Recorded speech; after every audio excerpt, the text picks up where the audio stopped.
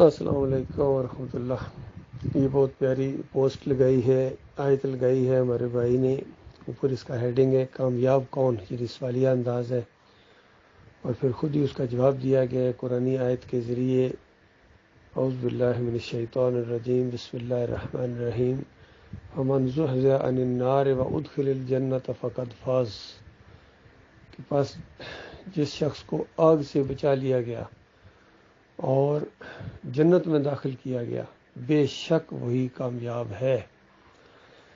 یہ عام طور پر آیت ہمارے بھائی دعوت اللہ کے دوران بھی پڑھتے ہیں، جو بازاروں میں کی جاتی ہے۔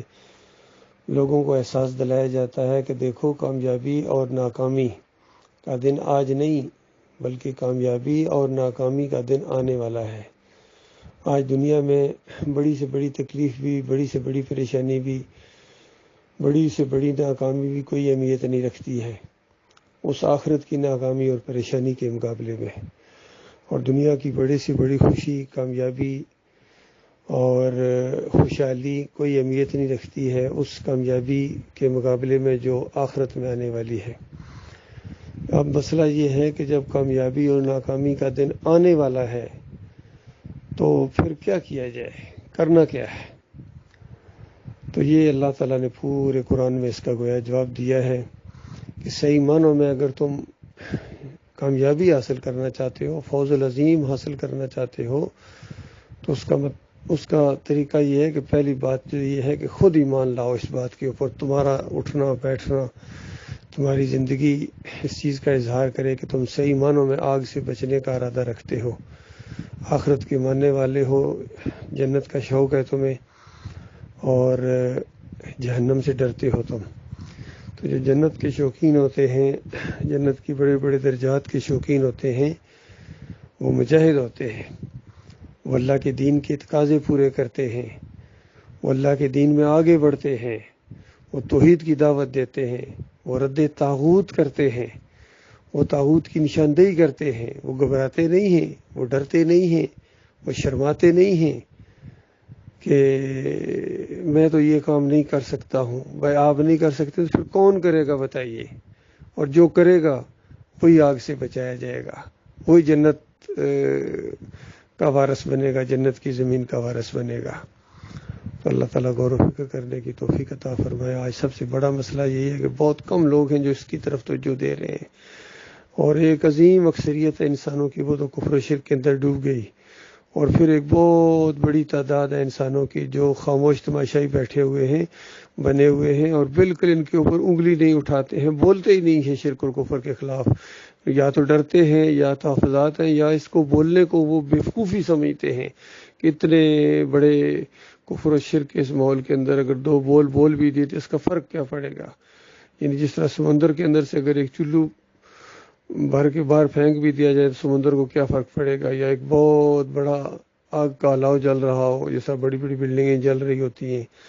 بڑے بڑے کارخانے جل رہے ہوتے ہیں، آگ لگی ہوتی ہے، تو ایک اگر مٹھی بھر چلو بھر اس کے اوپر کوئی پانی پھینک دے یا کلی کر دے اس کے اوپر، تو بتاؤ اس کے اوپر کیا فرق پڑے گا؟ فرق یہ پڑے گا کہ آپ کی نیت اور ارادے کے ساتھ آپ کے ساتھ معاملہ کیا جائے گا، جتنی آپ کی ہمت ہے، جتنی آپ کی طاقت ہے، اسی کے مطابق آپ کو دیکھا جائے گا کہ کون کتنی طاقت رکھتا ہے۔ اس لیے آج کے دور کے اندر کم از کم آپ کو منہ تو کھولنا چاہیے کفر و شرک کے خلاف۔ جو بھی اللہ کے دین کو بگاڑ رہے ہیں، ٹیڑھا کر رہے ہیں، پوری طرح محسوس ہو رہا ہے کہ انہوں نے دین کا راستہ روکا ہے، روک رہے ہیں، لوگوں کو گمراہ کر رہے ہیں، نئے نئے عقیدے اور فلسفے لوگوں کے سامنے ڈال رہے ہیں، اور اس کے سرپرست اعلیٰ بنے ہوئے ہیں، کفر شرک کے اور بغاوت کے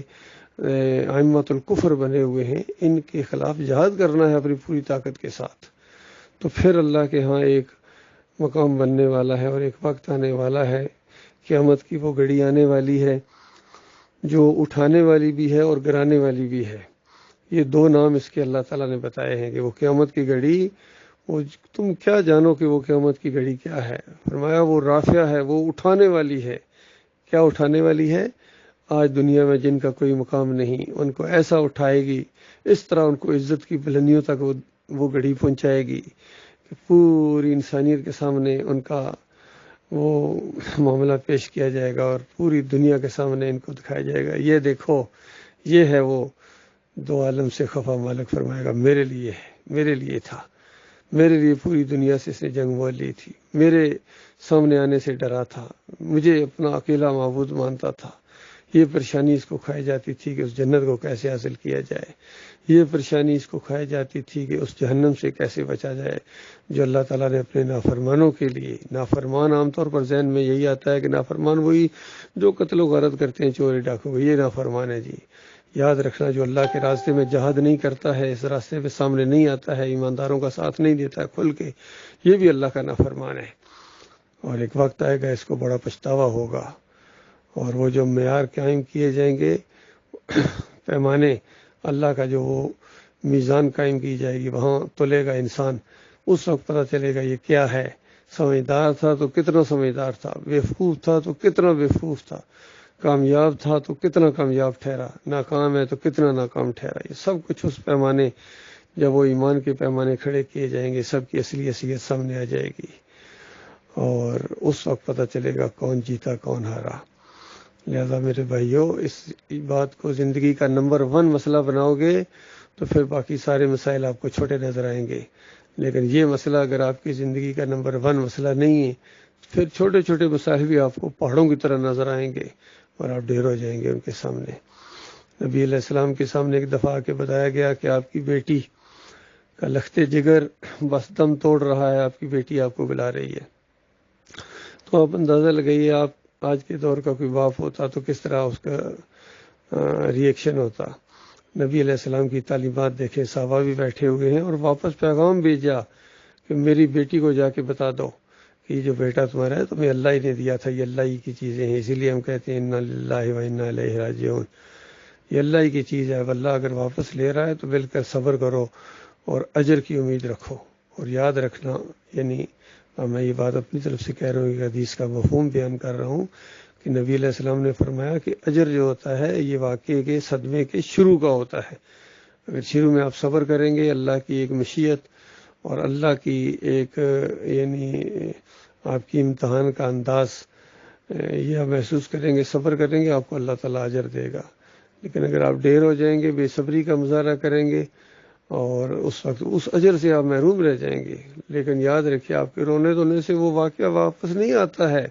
بچہ واپس نہیں آتا ہے، یعنی کوئی کسی کا نقصان ہو جائے تو وہ واپس نہیں آتی ہے، انسان کا وہ رویہ صرف لکھ لیا جاتا ہے۔ تو اس طرح پیغام بھیجا نبی علیہ السلام نے اپنی بیٹی کے لیے۔ پھر دوبارہ ان کی بیٹی نے پیغام بھیجا کہ نبی علیہ السلام میرے والد صاحب کو کہو کہ جلدی آئیں، کہ میں کو اللہ کا واسطہ دیتی ہوں، قسم دیتی ہوں، اس انداز سے۔ تو جب اس انداز سے بات کی جائے پھر بس کوئی دوسری بات نہیں رہتی ہے۔ نبی علیہ السلام اٹھے، صحابہ بھی ساتھ اٹھے، وہاں پہنچے تو بس بچہ اپنی آخری سانس لے رہا تھا، نبی علیہ السلام نے اپنی گود میں اس کو رکھا اور نبی علیہ السلام کے آنسو جاری ہو گئے، اور صحابہ کچھ حیران بھی ہو کہ یا رسول اللہ آپ بھی رو رہے ہیں؟ فرمایا ہاں، یہ وہ رحمت اور شفقت ہے جو اللہ تعالیٰ نے اپنے بندوں کے اندر رکھی ہے۔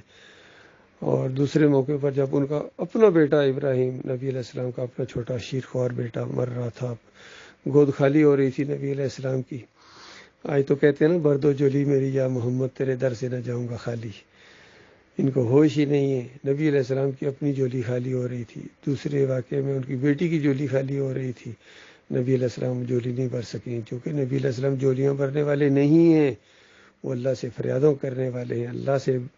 دعائیں مانگنے والے تھے، یہی تعلیم چھوڑ کے گئے ہیں اپنے پیچھے۔ تو فرمایا نبی علیہ السلام نے ابراہیم تیری جدائی میں دل سخت یعنی پریشان ہے، اور تیرے فراق میں دل کڑ رہا ہے، لیکن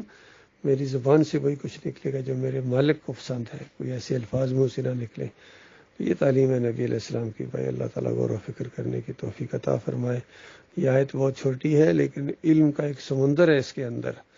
اور جو صحیح معنوں میں جہنم کی آگ سے بچنے کا